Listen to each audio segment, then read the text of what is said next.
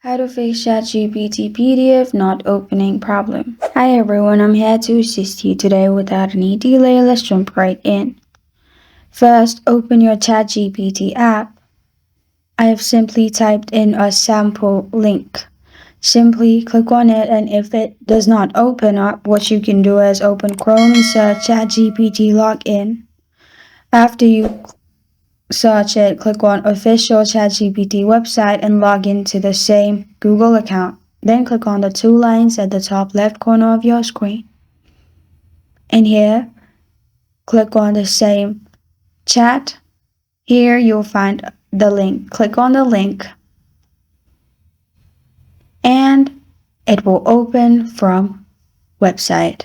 And this is how to fix ChatGPT PDF not opening.